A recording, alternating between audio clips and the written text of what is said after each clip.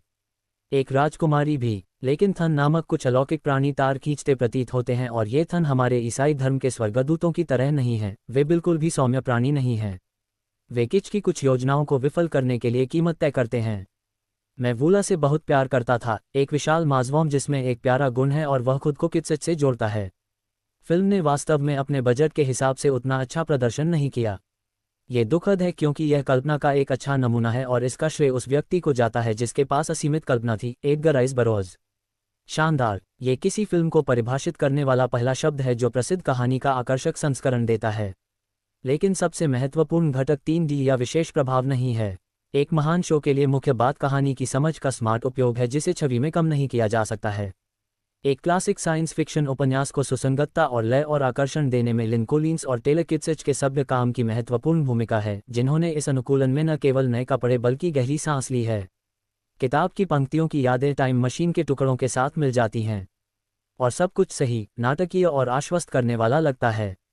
विभिन्न विज्ञान 5 फिल्मों की लहरों के सामने एक तथ्य लगभग आवश्यक है। तो एक सचमुच अच्छी फिल्म जिसमें प्रभावित करने और एक महत्वाकांक्षी श्रृंखला बनाने की काफ़ी क्षमता है। मुझे वास्तव में पता नहीं है कि इसने अमेरिका में कोई पैसा क्यों नहीं कमाया। आप उन चीज़ों की भविष्यवाणी नहीं कर सकते, लेकिन स्टूडियो ने अंतर्राष्ट्रीय बॉक्स ऑफिस नतीजों से इसकी भरपाई कर ली। इसके अलावा जब DVD और ब्लू-रे स्टोर में आ जाएंगे तो मुझे लगता है कि स्टूडियो के लिए जीत का अंतर होगा, इसलिए सब कुछ अच्छा होगा समय पर। मैं किसी 3D चर्चा में नहीं पढ़ूंगा। आपको वास्तव में किसी भी फिल्म में इसकी आवश्यकता नहीं है। क्या मैं अब भी उन्हें देखता हूँ? हाँ करता हूँ, लेकिन उन निर्देशकों को बधाई जो अपनी बात पर अड़े रहते हैं और इसे ना कहते हैं जैसा कि जैक स्नाइडर करते हैं। लेकिन 3D के कारण कोई फिल्म बेहतर या बदतर नहीं होती है। क्लैश ऑफ द टाइटन्स उस नियम का अपवाद हो सकता है, क्योंकि अगर वह भयानक 3D रूपांतरण नहीं होता तो ये काफ़ी देखने लायक होती। ये फिल्म भी मूर्खतापूर्ण पारिवारिक मनोरंजन है, जिसमें कुछ अच्छे एलियंस, कुछ बुरे एलियंस और एक नायक है जिसकी आप सराहना कर सकते हैं। यदि आप इसे बहुत गंभीरता से नहीं लेते हैं तो आपको इसे देखने में मज़ा आ सकता है। एडगर राइस बरोज, जो गृह युद्ध के विद्रोही विधुर अनुभवी और सोने के शिकारी जॉन कार्टर टेलर किट्सिच के भतीजे हैं, को उनके अंतिम संस्कार में शामिल होना है। चाचा की आकस्मिक मृत्यु के बाद उसे जॉन कार्टर के वकील से उसकी डायरी और पालन करने के लिए अजीब निर्देश मिलते हैं और एडगर तुरंत पत्रिका पढ़ना शुरू कर देता है। 1868 में कर्नल पॉवेल ने जॉन कार्टर को अपाचे के खिलाफ लड़ने के लिए सेना में शामिल होने के लिए मजबूर करने की कोशिश की और उसे गिरफ्तार कर लिया। हालांकि जॉन कार्टर भाग जाता है और पॉवेल ब्रायन क्रैंस्टन उसका पीछा करता है।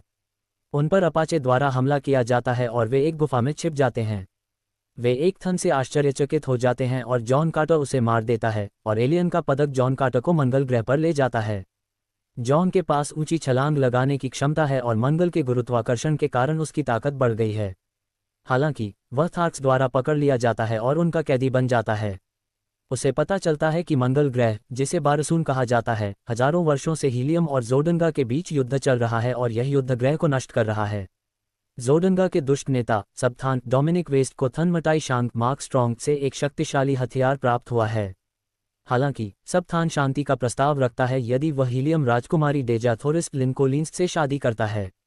हालांकि जॉन कार्टर और डेजा थोरिस को एक दूसरे से प्यार हो जाता है और वह जोडंगा लोगों के खिलाफ हीलियम लोगों की मदद करने का फैसला करता है।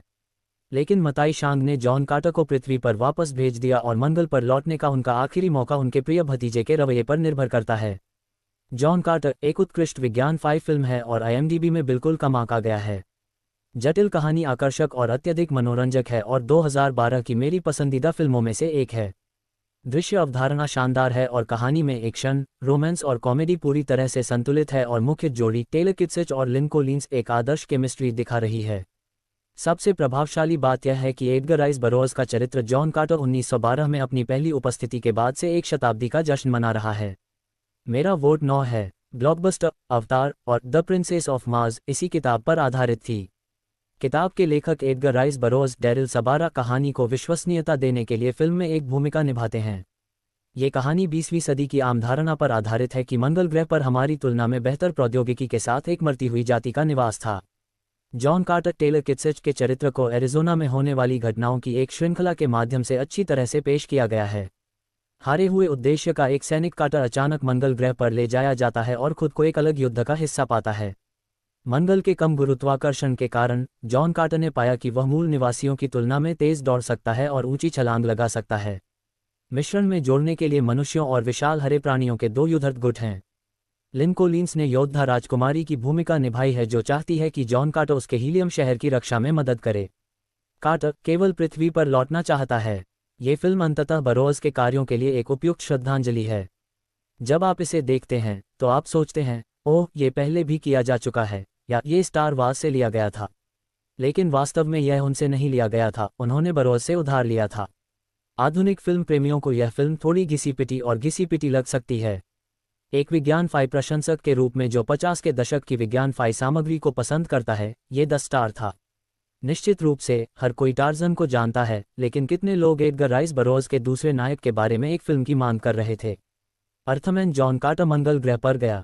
ठीक है लेकिन मैं भी वही आदमी हूं जो वैलेरियन के बाहर आने पर पागल हो गया था। इस किरदार के कारनामे पर पहली किताब ए प्रिंसेस ऑफ मार्स 1917 में आए और उसके बाद कुल 11 उपन्यास आए।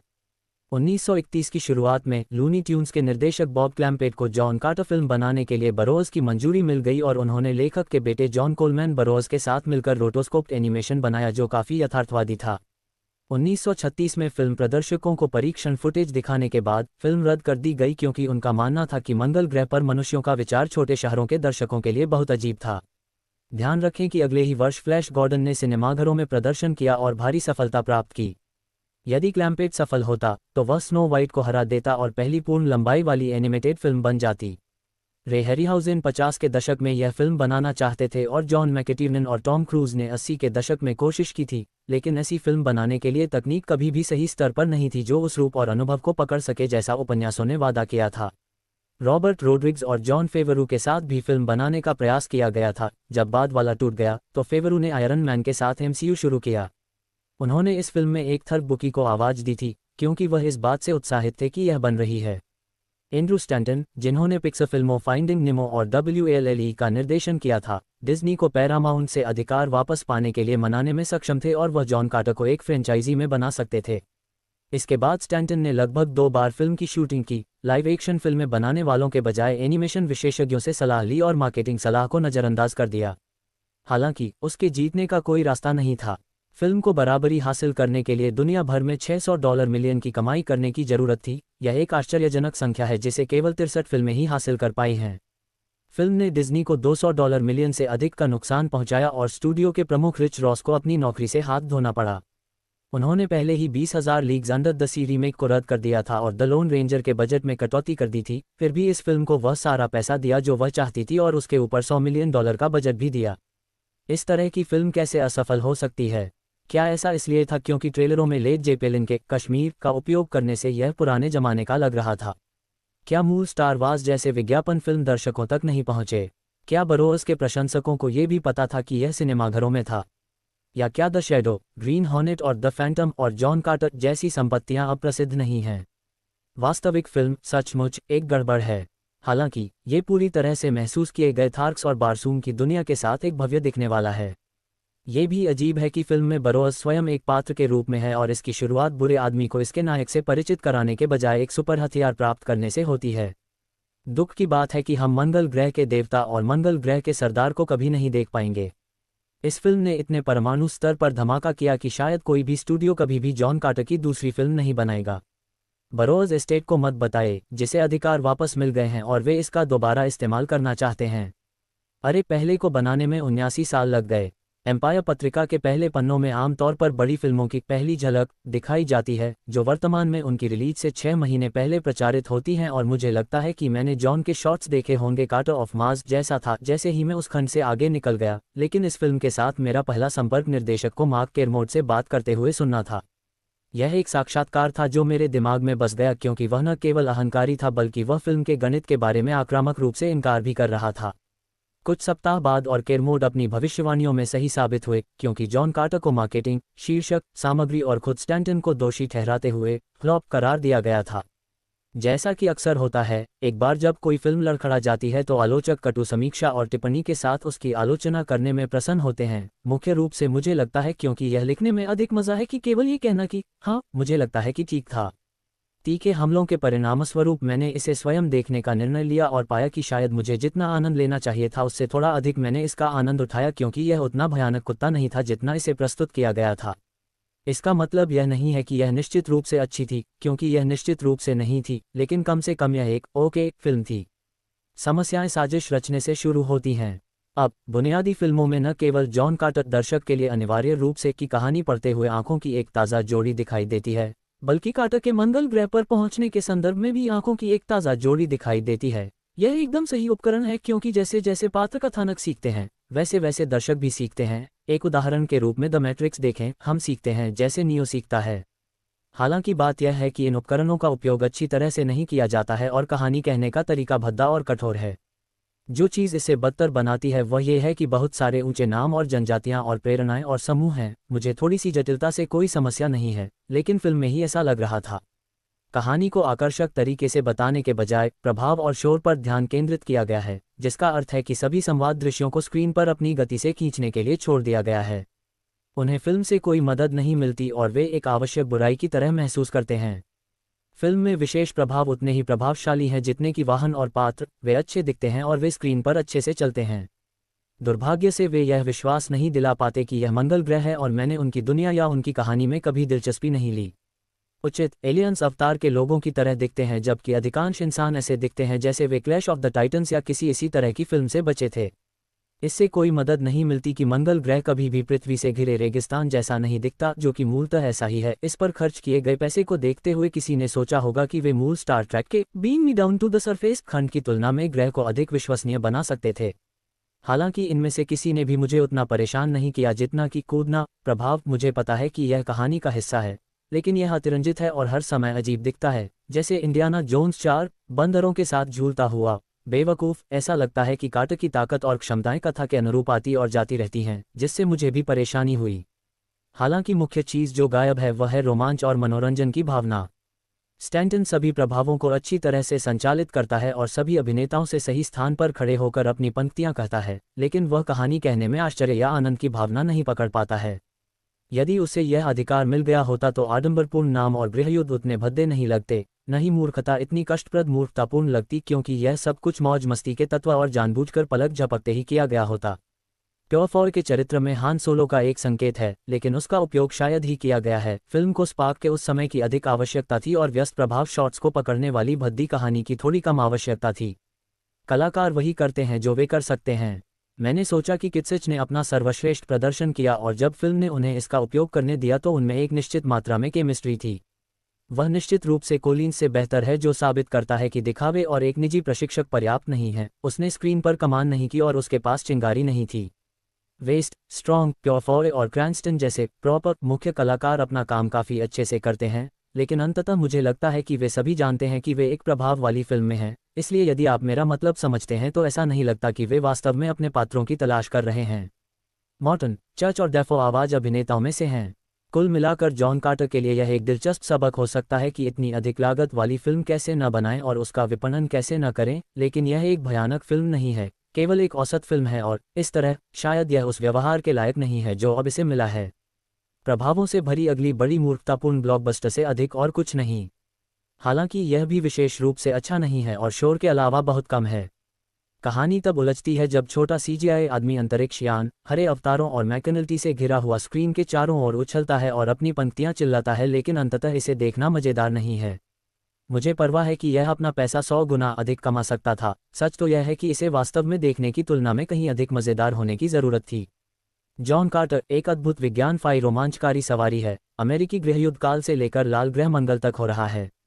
मैंने वह कहानी नहीं पढ़ी है जिस पर फिल्म आधारित है, इसलिए मेरे पास कोई दृष्टिकोण नहीं है कि मैं इसकी कल्पना कैसे करूं, न ही फिल्म के प्रति मेरी कोई पूर्व निर्धारित आशाएं या अपेक्षाएं हैं। तो मुझे नहीं पता कि फिल्म कहानी पर खरी उतरती है या नहीं। अब कहानी जॉन कार्टर के बारे में है, जो एक गृहयुद्ध अनुभवी है और उसकी नज़र सोने की एक गुफा और उसके संरक्षक पर पड़ती है। अभिभावक के साथ संघर्ष करने पर कार्टर का हाथ एक अजीब पदक पर पड़ता है और वह खुद को दूसरी जगह पाता है। यहाँ वह ऐसी छलांग लगा सकता है जैसी पहले कभी किसी ने नहीं लगाई हो, दूर तक और ऊंची, और वह खुद को एक और युद्ध के बीच में पाता है, लेकिन एक दूर के ग्रह पर। जॉन कार्टर को इस युद्ध में पक्ष लेने से पहले समझौता करना होगा कि वह किसके साथ है और उसका अतीत और उसकी भावनाएं उस पर भारी पड़ रही हैं। जॉन कार्टर में बहुत सारा एक्शन है और एक्शन दृश्यों को वास्तव में बहुत अच्छी तरह से निष्पादित किया गया है, जिससे ऐसा लगता है कि एक्शन आपके सामने है, जिससे आप स्वयं एक्शन में आ जाते हैं। और यह काम कर गया, क्योंकि फिल्म आप पर कब्जा कर लेती है और अंतिम क्रेडिट शुरू होने से पहले जाने नहीं देती। फिल्म में प्रभाव और सीजीआई शीर्ष पायदान के थे। बहुत सारे आकर्षक, अच्छे दिखने वाले प्रभाव और विचार, और मंगल ग्रह पर जीव वास्तव में जीवन जैसे और विश्वसनीय थे। और मुझे बस ये तथ्य पसंद आया कि उन्होंने मार्टियंस को छोटे हरे प्राणी नहीं बनाया, वास्तव में इसके विपरीत लंबे हरे प्राणी। वैसे भी इन सभी प्राणियों की चाल, रूप, बनावट, विवरण वास्तव में बहुत अच्छे थे और सीजीआई प्राणियों को स्क्रीन पर वास्तविक जीवन के प्राणियों के रूप में उभरने में मदद मिली। इस फिल्म के लिए उनके पास कलाकारों का एक प्रभावशाली समूह था जिसमें वास्तविक अभिनेता और आवाज अभिनेता दोनों शामिल थे। जॉन कार्टर की मुख्य भूमिका टेलर किटचर्च ने निभाई, जिन्होंने वास्तव में बहुत अच्छा काम किया। लेकिन कलाकारों की सूची में Willem Dafoe, Thomas Haden church और मार्क स्ट्रॉन्ग भी उल्लेखनीय थे। मैंने विभिन्न रीति रिवाजों, वेशभूषा, सजावट, रंगों, जीवन शैली आदि के साथ विभिन्न संस्कृतियों को जीवंत बनाने में लगाए गए समय और प्रयास का आनंद लिया। इसने वास्तव में मंगल ग्रह पर जीवन में विविधता लाने में मदद की। एक बेहतरीन कहानी और एक बेहतरीन एक्शन साइंस फाई फिल्म होने के बावजूद मेरे लिए मंगल ग्रह पर होने वाली इस फिल्म पर विश्वास करना थोड़ा मुश्किल था। तो क्या मंगल ग्रह पर ऑक्सीजन थी और इंसान और वे अंग्रेजी बोल रहे थे? नहीं, फिल्म के उस हिस्से पर विश्वास करना मेरे लिए थोड़ा मुश्किल था। जॉन कार्टर एक ऐसी फिल्म है जो एक शाम के लिए आपका भरपूर मनोरंजन करेगी, और यह वास्तव में डिज्नी फिल्म के लिए एक विशाल निर्माण था। ये देखकर अच्छा लगा कि वे सामान्य पारिवारिक फिल्म निर्माण से आगे बढ़ रहे हैं। जॉन कार्टर ढेर सारा एक्शन, रोमांच, सीजीआई प्रभाव और यहाँ तक कि एक प्रेम कहानी भी पेश करता है, इसलिए इसमें लगभग वह सब कुछ है जो आपको एक फिल्म में चाहिए होता है। जहाँ तक फिल्म के अंत की बात है तो वह कुछ हद तक अच्छा स्पर्श था। मुझे ये पसंद आया और मैंने सोचा भी नहीं था कि यह इस तरह होगा। कुछ हफ्ते पहले जब मैंने एक्ट ऑफ वेलोर देखने से पहले इस तस्वीर का ट्रेलर देखा था तो मैं इससे प्रभावित नहीं हुआ था। वास्तव में मुझे तो पता भी नहीं था एक सदी पहले कि इस एडगर राइस बरोज रचना को अपनाने वाली एक फिल्म पर काम चल रहा था। हो सकता है कि मैंने फिल्म को नज़रअंदाज कर दिया हो, लेकिन IMDb पर कई पोस्टरों की शानदार समीक्षाओं से प्रभावित हुआ हूँ। अभी अभी तस्वीर देखकर वापस आया हूँ और यहीं पर आप शायद मुझे तस्वीर की चमक से चकित लोगों के समूह में शामिल होते हुए देखने की उम्मीद करेंगे। क्षमा करें, इसने मेरे लिए ऐसा नहीं किया। अब मैं इसे एक भयानक फिल्म, समय की बर्बादी, मेरे जीवन के 2 घंटे बर्बाद करने जैसा नहीं कहूँगा, जैसा कि बहुत से नफरत करने वाले करते हैं जब उन्हें कोई तस्वीर पसंद नहीं आती है। कुछ चीज़ें हैं जो मुझे पसंद आई और कुछ चीज़ें जो मुझे नहीं लगी, और नकारात्मक बातें मेरे लिए बड़े पैमाने पर हैं। इसका मुख्य कारण यह है कि फिल्म बड़े युद्ध दृश्यों और शीर्ष एक्शन दृश्यों पर बहुत अधिक निर्भर करती है, जो जाहिर तौर पर एक ऐसी फिल्म को सार्वजनिक करने के लिए अपील करती है जो मुझसे काफ़ी छोटी है। मुझे ऐसा लगता है कि आज की तस्वीरें दृश्य विभाग में पहले की सभी तस्वीरों से आगे निकलने की कोशिश करती हैं, और मुझे नहीं लगता कि प्रभावी कहानी कहने के लिए यह मानक होना चाहिए। बरोज ने स्वयं साबित किया कि उनकी पुस्तकों की लंबी उम्र से, जिनमें से बारसूम श्रृंखला की पहली किताब को ए प्रिंसेस ऑफ मार्स कहा जाता था, इस कहानी का आधार थी। इसके अतिरिक्त कहानी के ऐसे पहलू थे जिनका अनुसरण करना कठिन था, खासकर जब आकार बदलने वाला चरित्र शामिल था। दिलचस्प बात यह है कि फिल्म का ये पहलू अनुसरण करने में कठिन भाग इस बोर्ड पर बहुत से फिल्म देखने वालों को परेशान नहीं करता है जो तस्वीर की बहुत प्रशंसा करते हैं, लेकिन मैं वास्तव में जानना चाहता हूं कि कहानी में क्या चल रहा है। बार बार देखने से मेरी कुछ उलझनें दूर हो सकती हैं, लेकिन तस्वीर का पूरी तरह से आनंद लेने के लिए यह एक आवश्यकता नहीं होनी चाहिए। हालांकि जहां यह उचित है उसे श्रेय देते हुए मुझे ये पसंद आया कि जिस तरह से चित्र ने थर्क्स को जीवंत बनाया, उत्कृष्ट चरित्र चित्रण और CGI का काम किया। अन्य सभी विशेष प्रभावों के साथ युद्धरत आकाश जहाज़ों को भी असाधारण रूप से अच्छी तरह से नियंत्रित किया गया था। बात बस इतनी है कि विशेष प्रभाव मेरे लिए उतने आवश्यक नहीं हैं। संभवतः फिल्म का सबसे दिलचस्प पहलू वह था जिस तरह से एडगर राइस बरोज ने खुद को कहानी में एक चरित्र के रूप में कहानी की किताब में समाप्त किया था। दिलचस्प बात यह है कि आज सुबह मैंने 1951 की फिल्म क्वो वादिस देखी, और कई अजीब घटनाओं में से एक जो मैंने हाल ही में अनुभव की है, वह फिल्म इंपीरियल रोम में वर्ष 68 ईस्वी में घटित होती है, जिसमें ग्लैडिएटर युद्ध से जुड़े कई दृश्य हैं। जनता के मनोरंजन के लिए एक मैदान में जंगली जानवरों के विरुद्ध। उस समय प्रतिद्वंद्वी असली थे शेर और जंगली बैल, और दर्शक खून के लिए चिल्ला रहे थे। जॉन कार्टर इस विचार को पुष्ट करता है कि जो कुछ भी पुराना है वह फिर से नया है, और कार्टर टेलर किटचर्च और 16 के रूप में थार्क्स के साथ प्राचीन रोमनों की जगह उन बड़े सफ़ेद बिना आंखों वाले वानरों की लड़ाई उन प्रशंसकों के लिए एक अद्यतन अपील है जो हर बार कुछ नया और अलग होने की उम्मीद करते हैं। युवा प्रशंसकों के लिए मैं देख सकता हूं कि यह कितना रोमांचक सामान होगा, और जब मैं कहता हूं कि यह सब पहले कहा और किया जा चुका है तो मेरा कोई अनादर करने का इरादा नहीं है। कम से कम बरोज के उपन्यासों के मामले में उनके बारे में 100 साल पहले कहा और किया गया था। इसका विपणन इस तरह किया गया जैसे कि यह नए स्टार वार्स के लिए जा रहा हो, लेकिन ये बॉक्स ऑफिस पर असफल रही और वॉल्ट डिज्नी स्टूडियो की सबसे बड़ी बॉक्स ऑफिस बन गई। फ्लॉप निर्माण में $2,50,000 00 तक की लागत और आधे से भी कम मुनाफा कमाना। इसलिए मुझे निर्देशक एंड्रू स्टैंटन फाइंडिंग नेमो वाली से ये देखना था कि क्या प्रतिष्ठा फिल्म के साथ मेल खाती है।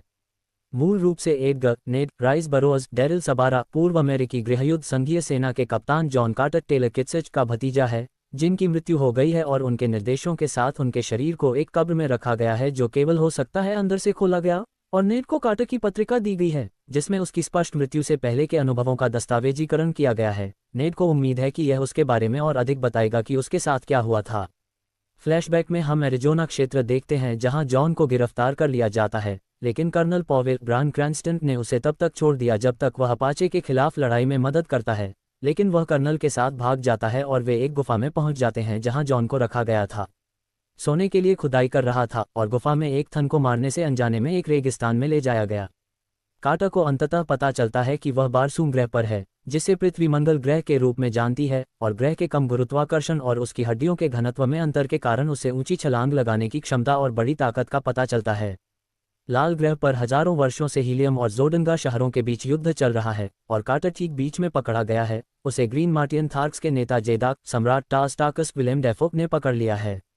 सब थान डोमिनिक वेस्ट जोडंगा के जेदाक हीलियम की राजकुमारी देजा थोरिस लिनकोलिन्स से शादी करके युद्ध समाप्त करने की उम्मीद करते हैं, लेकिन वह कार्टर की मदद से भाग जाती है जो उसे बचाता है और टाकस की बेटी सोला के साथ मिलकर सामंथा मॉर्टन मानव के लिए घर जाने का रास्ता खोजने के लिए एक पवित्र नदी की खोज शुरू करती है। उन्हें पता चलता है कि प्राप्त पदक कार्टर को नौवीं किरण के साथ पहले की तरह एक ट्रांसपोर्टर के रूप में सक्रिय किया जा सकता है जो अनंत ऊर्जा का उपयोग करने का एक साधन है। लेकिन थन नेता मताई शांत, मार्क स्ट्रॉन्ग और उनके मंत्री वारहून के ग्रीन मेन वे हमला करते हैं उन्हें, जबकि सोला भाग जाता है। कार्टर और देजाह को अपने साथ वापस ले जाया जाता है। देजाह को सब थान से शादी करने के लिए सहमत होने के लिए मजबूर किया जाता है, जो कार्टर को पृथ्वी पर वापस जाने के लिए पदक और शक्ति देता है। लेकिन वह रुक जाता है और शांग उसे बताता है, जो उसे पकड़ लेता है, कैसे उसकी जाति थन अन्य ग्रहों पर सभ्यता में हेरफेर करती है। कार्टर भाग जाता है और सोला के साथ उन्हें थार्क्स की मदद मिलती है, लेकिन टाकस को तालहाजिस थॉमस हेडेन चर्च ने उखाड़ फेंका है और वह टाकस, कार्टर और सोला को दो खतरनाक वानर जैसे प्राणियों के साथ एक ग्लैडिएटोरियल लड़ाई में मजबूर करता है। हाजस को मारने के बाद कार्टर थार्क्स का नेता बन जाता है और सब थान के मारे जाने पर जोडांगन सेना हार जाती है और देजा से शादी करने के बाद राजकुमारी कार्टर हीलियम का राजकुमार बन जाता है और उसने अपना पदक फेंककर हमेशा के लिए मंगल ग्रह पर रहने का फैसला किया है। उसे वापस पृथ्वी पर ले जा सकता है। शांग इस अवसर का उपयोग कार्टर को पृथ्वी पर वापस ले जाने के लिए करता है और पदक के बिना वह वापस नहीं आ सकता है। और पत्रिका के अंतिम कुछ पन्नों में एडगर पृथ्वी पर पदक खोजने की अपनी खोज के बारे में विस्तार से पढ़ रहा है, क्योंकि थन हजारों वर्षों से पृथ्वी पर थे पहले, और वर्षों की खोज के बाद उसे समाप्त करने से पहले ही मार दिया गया था। नेड उस कब्र पर लौटता है जहां कार्टर को दफनाया गया था और शांग एक बटवे के वेश में उसे मारने जा रहा था, लेकिन कार्टर उसे मारने के लिए मृतकों में से उठता है। उसने कोमा का तरल पदार्थ पी लिया था, लेकिन शांग के पास एक था, इसलिए वह उसे ले लेता है और फुसफुसाता है बारसूम मंगल पर लौटने का कोड।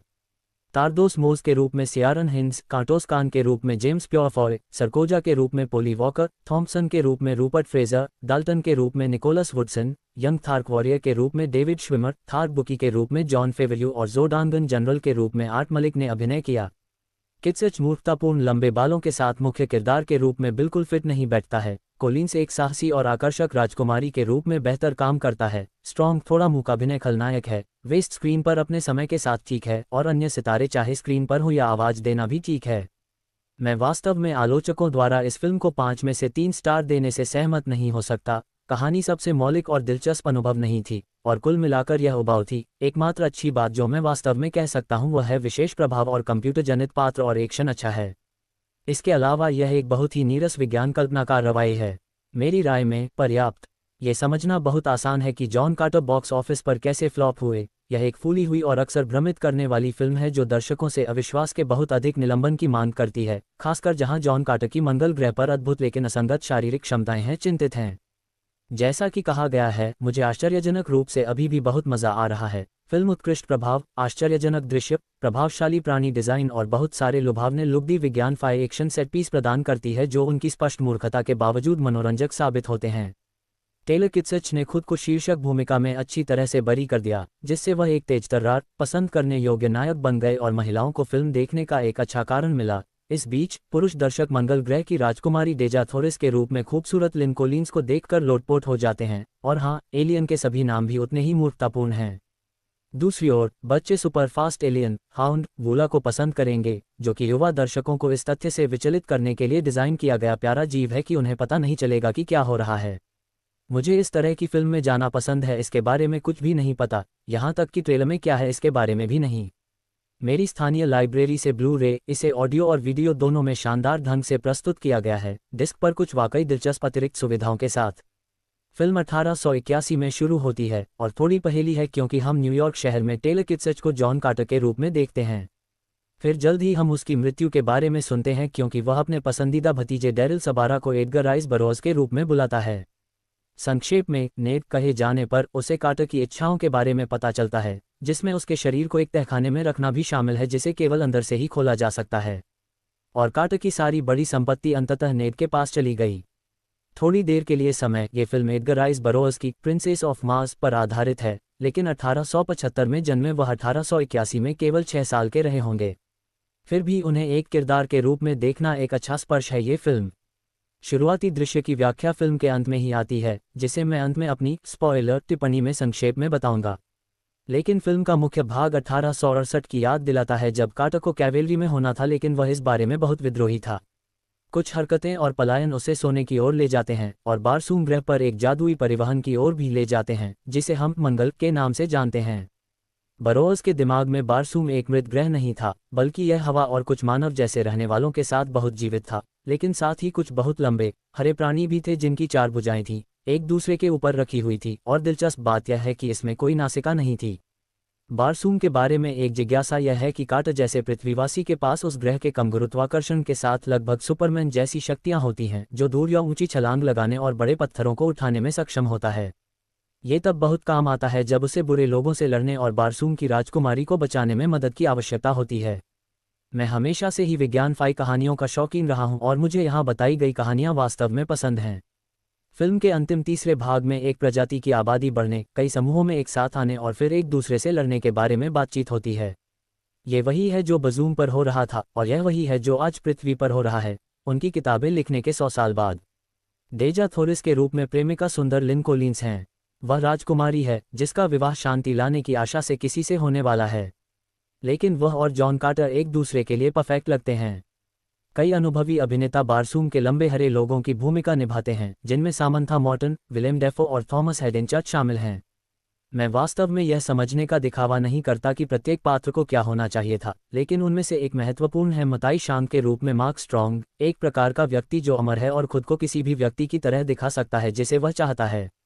ऐसा प्रतीत होता है कि उसके पास शक्ति है और वह इसे दूसरों को देने में सक्षम है। बहुत ही भयावह चरित्र। मार्क स्ट्रॉन्ग ने उत्सुकतावश हाल की ग्रीन लैंटर्न फिल्म में साइंस स्ट्रोक की भूमिका निभाई।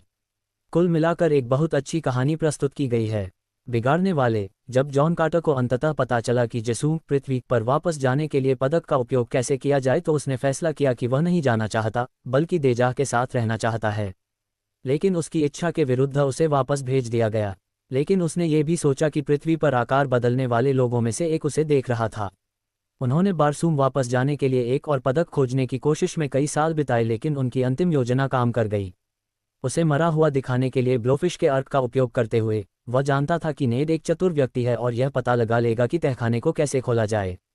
जब उसने ऐसा किया तो बारसूम का पर्यवेक्षक भी वहां मौजूद था, लेकिन कार्टर पहले ही जाग गया था और तहखाने से बाहर निकल गया था। वह बारसूम लिंक को गोली मारता है और बारसूम और देजाह वापस जाने के लिए अपना यात्रा पदक लेता है। और अब युवा एडगर के पास अपनी बाकी सभी कहानियों के लिए प्रेरणा थी। ठीक है, हफ्तों तक अन्य फिल्में देखने के बाद मुझे आखिरकार आज दिन के केवल 2 प्रदर्शनों में से पहले में जॉन कार्टर देखने को मिला। बहुत सारी प्रदर्शनी के बावजूद मैंने वास्तव में इसका आनंद लिया, जिससे चीज़ें लगभग उबाऊ होने की आशंका थी क्योंकि इसमें बहुत सारे रोमांचक एक्शन दृश्य और एक अद्भुत स्कोर माइकल गियाचिनो द्वारा था जिसने मुझे जॉन विलियम्स के सर्वश्रेष्ठ की याद दिला दी। इसमें थोड़ा समय लगता है, लेकिन एक बार जब सब कुछ समझा दिया जाता है तो व्यक्ति को बस यात्रा का आनंद लेना चाहिए। ओह, और एक पात्र का नाम इन कहानियों के निर्माता एडगर राइस बरोज के समान होना एक अच्छा स्पर्श था। तो उस नोट पर मैं जॉन कार्टर मंगल के की अत्यधिक अनुशंसा करता हूँ। PS, यदि आप मेरी समीक्षाओं से परिचित हैं तो मैं हमेशा यह नोट करना चाहूँगा कि जब कोई मेरे जन्मस्थान शिकागो, इलिनॉइस से आता है, जैसा कि उपरोक्त बरोज के मामले में हुआ था, जॉन कार्टर टेलर किटचर्च एक गृहयुद्ध अनुभवी है जो युद्ध के बाद अपनी जगह खोजने के लिए संघर्ष कर रहा है। एक सिनेमाई गड़बड़ी तब खुलनी शुरू होती है जब कार्टर अपाचे से भागते हुए उठता है और इसके बाद आपको पता चलता है कि वह मंगल ग्रह पर है और एक बहुदलीय युद्ध में शामिल है। एक अजीब तरह का एक और गंभीर अराजक गृह युद्ध। फिर भी युद्ध से तबाह ग्रह की रक्षा के लिए जॉन को जीवित रहना होगा। ग्रह युद्ध, औद्योगिक युग का न्यूयॉर्क शहर, जंगली सीमाएं और मंगल ग्रह जिसमें ढेर सारे पात्र और अजीब स्थितियां हैं और यह पता लगाना है कि वास्तव में अच्छे लोग और बुरे लोग कौन हैं। क्या ये फ्लैश गॉर्डन, डैनियल बून या सुपरमैन है? बस अपनी सोच में ढिलाई बरतें और प्रभावों के पोर्ट्रेट का आनंद लेने के लिए आराम से बैठें। वे आंखें खोलने वाले हैं। कलाकारों में Samantha Morton, Lynn Collins, Willem Dafoe, Dominic West, Bryan Cranston, Thomas Haden Church, Mark Strong, Polly Walker, Ciaran Hinds, James Purefoy और डेरिल सबारा। ये फिल्म पैसे बर्बाद करने का एक बुरा कारण लगती थी। जैसे डिज्नी के पास कुछ ब्रिंक्स ट्रक पैसे से भरे हुए थे और उस पर खर्च करने के लिए कोई योग्य परियोजना नहीं थी, इसलिए उन्होंने जॉन कार्टर को चुना। जॉन कार्टर आपके विशिष्ट नायक हैं और राजकुमारी देजा आपकी विशिष्ट राजकुमारी थीं। शाही जीन अद्भुत हैं। चाहे राजा को कितना भी भद्दा ट्रोल क्यों न किया जाए, वह हमेशा एक खूबसूरत बेटी ही पैदा करता है। मुझे नहीं लगता कि मैंने कभी कोई सीधी सादी या बदसूरत राजकुमारी देखी है, भले ही वह बुरी ही क्यों न हो। कार्टर एक विदेशी था जिसमें कूदने और लड़ने की क्षमता थी। वह खूनी विश्व युद्ध के ठीक बीच में कूद गया। जब वह राजकुमारी देजा की मदद के लिए आया, तो अब कुछ कहने की जरूरत नहीं है। यहाँ तक कि एक विदेशी ग्रह पर भी जहाँ जॉन कार्टर लगभग हर चीज़ से अपरिचित था, फिर भी वह मूल निवासियों को संभालने में सक्षम था। हरे 4 सशस्त्र एलियंस, लड़ाई, शूटिंग, वीरता, प्रेम। अमेरिकी पुरुष जैसी कोई अप्रतिरोध्य शक्ति नहीं है। आकाशगंगाएं सावधान रहें। मेगा बजट एनिमेशन निर्देशक से लाइव एक्शन निर्देशक बने। बॉक्स ऑफिस पर धमाका, गलत प्रचार अभियान, हास्यास्पद शीर्षक और अन्य बहुत लोकप्रिय फिल्मों की क्लोनिंग के बारे में बहुत कुछ कहा गया है। किसी को आश्चर्य होता है कि ये सीजीआई संतृप्त फिल्में दर्शकों के लिए कब तक पेश की जाती रहेंगी, इससे पहले कि वे वॉलपेपर या एलिवेटर संगीत के रूप में जनता के लिए दिलचस्प बन जाएं। शायद यह अपरिहार्य का संकेत है। इस प्रकार की फिल्में फास्ट फूड की तरह होती हैं। वे अनिवार्य रूप से हर जगह हैं और मौलिक इच्छा को अस्थायी रूप से संतुष्ट करने के अलावा मानव उपभोग के योग्य किसी भी पदार्थ से रहित हैं। वास्तव में किसी भी प्रकार के समृद्ध, उत्तेजक जीविका से संतुष्ट नहीं होना जो हमें एक स्वस्थ प्रकार के रिश्तेदारी में विकसित होने में सक्षम बनाता है। सैकड़ों और हजारों तेजी से आगे बढ़ने वाले पिक्सेल प्रतिभागियों को वास्तविकता की जानकारी या इरादे की भागीदारी के बिना अपनता और हत्या की लड़ाई में भागते हुए देखना बस स्तब्ध कर देने वाला है और यह वीडियो गेम के वाइस की तरह खेलता है। तो यहाँ हमारे पास एक और है जो आपकी सहनशीलता के आधार पर मनोरंजक हो भी सकता है और नहीं भी। यह एक अवास्तविक जटिल अवधारणा के भोग के साथ दृष्टिगत रूप से जीवंत है। एक बहुस्तरीय गड़बड़ी, शानदार खराबी की एक फिल्म, एक अद्भुत कल्पनाशील लेखक से उधार ली गई एक विज्ञान कल्पना काल्पनिक कहानी। 1917 में लिखा गया था जब कल्पना करने के लिए अभी भी चीजें थीं जो मौलिक और जैविक थीं। 2012 John Carter science fiction action Andrew Stanton द्वारा सह लिखित और निर्देशित, अलग अलग समय के साथ फ्लिप फ्लॉप होने के कारण इस $250 मिलियन फ्लॉप का अनुसरण करना थोड़ा कठिन है। पृथ्वी और मंगल के बीच आगे और पीछे की अवधि। मंगल ग्रह पर लड़ाई 2 अलग अलग लड़ाकू समूहों के बीच सुनिश्चित होती है। ये जल्द ही एक बेहतर गंजे जैसे विदेशी इंसान द्वारा बाधित हो जाती है, जैसा कि पुराने स्टार ट्रैक एपिसोड में पाया जा सकता है। यह एलियन अस्तित्व तब दोनों समूहों का सफाया कर देता है और केवल एक ही व्यक्ति बचता है और वह बुरा आदमी होता है जो उसे लोगों को खत्म करने की बेहतर क्षमता प्रदान करता है, जो किसी प्रकार के कलाकारों के आकार का होता है जो प्रदान करता है कि यह व्यक्ति उसके लिए अपनी बुरी बोली लगाएगा। जॉन कार्टर चरित्र के निर्माता और टार्जन, एक युवा एडगर राइस बरोज को जॉन कार्टर की पूरी संपत्ति विरासत में मिली है और निर्देशों के साथ उनकी अंतिम वसीयत को पढ़ते हुए पृथ्वी समय क्षेत्र पर जाएं। इस वसीयत में खुद कार्टर के बारे में एक कहानी है जिसमें गृह युद्ध के दौरान सोने की तलाश करने और अपनी यानकी रेजिमेंट को छोड़ने के बारे में उनके एक साहसिक कार्य का विवरण दिया गया है। और भागते समय वह गंजे सिर वाले एक विदेशी प्राणी के साथ ठोकर खाते हुए सोने से भरी एक गुफा में पहुंच जाता है जो संघर्ष के अलावा मंगल और पृथ्वी के बीच परिवहन करने की क्षमता रखता है। कार्टर एलियंस का पदक छीन लेता है और अगली बात जो आप जानते हैं वह मंगल ग्रह में ले जाया जाता है और सबसे पहले द फैंटम मेनेस से प्रेरित लुकास द्वारा बनाए गए CGI jar jar Binks CGI पात्रों के समान कुछ एलियंस का सामना करता है। रहस्य और विश्वसनीयता की कमी है और जब तक दर्शक परवाह करते हैं तब तक बहुत देर हो चुकी होती है जिसे सीजीआई नहीं बचाएगा। ऑस्कर विजेता फाइंडिंग नेमो के निर्देशक एंड्रू स्टैंटन ने एडगर राइस बरोज के पुराने काउबॉय और एलियंस को महाकाव्य जॉन कार्टर में बनाने के लिए संघर्ष किया। लाल ग्रह पर अत्याचार और विद्रोह के बारे में एक सहज जीवन से भी बड़ी गाथा। याद रखें, एसाइलम एंटरटेनमेंट ने बरोज के उपन्यास ए प्रिंसेस ऑफ मार्स के अपने ही घटिया रूपांतरण के साथ डिज्नी स्टूडियो को हरा दिया, जिसने लगभग हर शैली के घिसे पिटे संस्करण को दोहराया। मूलतः डिज्नी और स्टैंटन ने द आउटलॉ जोसी वेल्स और स्टार वार्स के संश्लेषण जैसा कुछ प्रस्तुत किया है। यह उन विज्ञान फाइक्शनर्स में से एक है जिसका ब्रह्मांड मानवरूपी जानवरों और पौराणिक क्लैश ऑफ द टाइटन्स मध्यस्थों से भरा हुआ है। बरोज ने अपने रंगीन लुब्धी पलायनवाद को लगभग एक सदी पहले 1912 में लिखा था, इससे पहले कि ऐसी कहानियां आम हो जातीं। चूंकि हॉलीवुड में कल्पना की दुनिया को सेल्यूलाइड पर विश्वसनीय बनाने के लिए कंप्यूटर जनित तकनीक का अभाव था, इसलिए फिल्म निर्माताओं ने बरोज के कम चुनौतीपूर्ण टार्जन उपन्यासों में खुद को व्यस्त रखा। जब तक टिनसेल शहर ने अन्य दुनिया में इसी तरह की घटनाओं के बारे में फिल्में बनाने की तकनीक विकसित की, तब तक स्टूडियो अपने ही लक्ष्य पर चले गए थे। दूसरे शब्दों में, जॉन कार्टर के उपन्यास अस्पष्टता में डूब गए, जबकि बाद में स्टार वार्स, ड्यून और अवतार जैसे महाकाव्य सामने आए और समान विषयों को अपनाया। जब बरोज ने इसे लिखा था तो जो अभूतपूर्व था वह अब घिसा पिटा लग रहा है, भले ही बरोज ने वह फॉर्मूला तैयार किया था जिसकी दूसरों ने नकल की थी। सिनेमाई जॉन कार्टर पहले के आखिरी होने की कहावत को नया अर्थ देता है।